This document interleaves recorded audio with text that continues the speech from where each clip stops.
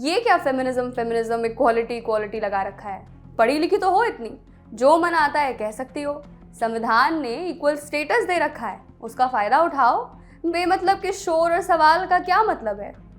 मैं जब भी बराबरी या औरतों के हक की बात करती हूँ ना, तो अक्सर इस तरह की बातें बोल करके मुझे टोक दिया जाता है। लेकिन क्या संविधान वाकई औरतों को बराबरी देता है? आज़ादी के 75 साल बाद भी क्या कानून की नज़र में औरत का दर्जा पुरुषों के बराबर हो पाया है? जवाब इसका न में है, और मैं जानती हूँ कि ये सुनकर आप हैरान हो रहे होंगे। हेलो, मैं हूँ करुण प्रिया और आप देख रहे हैं कानून प्रिया, जिसमें हम बात करते हैं महिलाओं से जुड़े कानूनी मुद्दों की।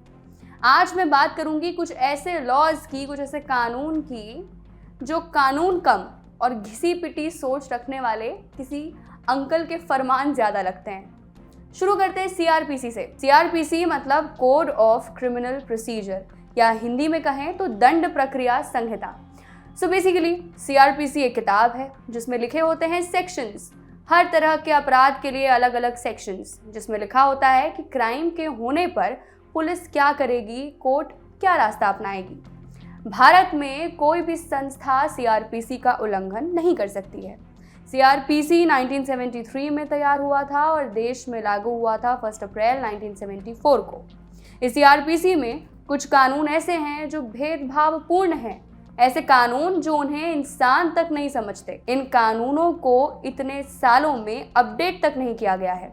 आज हम उन्हीं पर बात करेंगे। सबसे पहले बात करते हैं सीआरपीसी का सेक्शन 64। ये कानून सीधे तौर पर कहता है कि अगर किसी इंसान को पेशी के लिए बुलाया जाए, उसे समन किया जाए, और अगर वो किसी भी कारण से अदालत के सामने पेश नहीं हो पाए, तो समन का जो डुप्लीकेट कॉपी है उसके परिवार के किसी अडल्ट पुरुष सदस्य के हवाले कर दिया जाए या उसका साइन लिया जाए। इसमें साफ लिखा है कि ऐसा कोई पुरुष ही कर सकता है। चलते हैं दूसरे सेक्शन की ओर, सेक्शन 98। सेक्शन 98 के मुताबिक किसी भी नाबालिग लड़की को किडनैप किया जाता है और वो अगर पुलिस को मिलती है, तब जिला मजिस्ट्रेट के द्वारा उसकी कस्टडी उसके पति को दे दी जाएगी।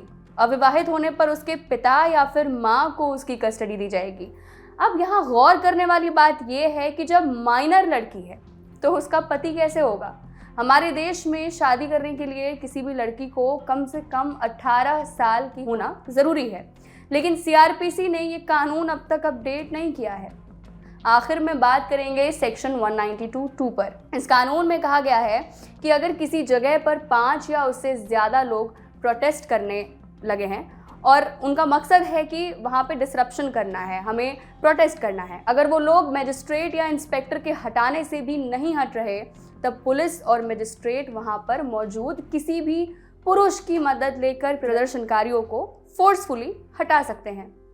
इन तीनों सेक्शंस को लिखने के पीछे जो 3 कारण बताए जाते हैं वो इस प्रकार हैं। एक, महिला अपने आप में पूर्ण व्यक्ति नहीं है। दूसरा, किसी भी प्रकार की जिम्मेदारी को लेकर आप महिलाओं पर भरोसा नहीं कर सकते। तीसरा, महिलाएं शारीरिक तौर पर मदद करने के काबिल नहीं होती। इनसे मुझे ये याद आता है कि इसी साल सुप्रीम कोर्ट ने जारी किए कुछ गाइडलाइंस, जिस गाइडलाइंस में साफ तौर पर लिखा था कि महिलाओं के खिलाफ यानी सेक्सिस्ट कमेंट्स जो हैं वो कोर्ट रूम्स में पास नहीं किए जाएंगे, सेक्सिस्ट भाषा का उपयोग नहीं होगा।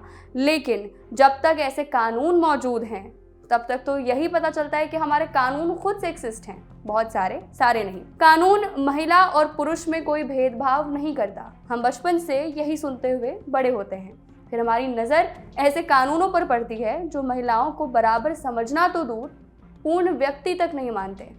ये देखकर दिल टूटता है। इसे जल्द से जल्द बदलने की ज़रूरत है। देखते रहिए ऑर्डिनरी। शुक्रिया।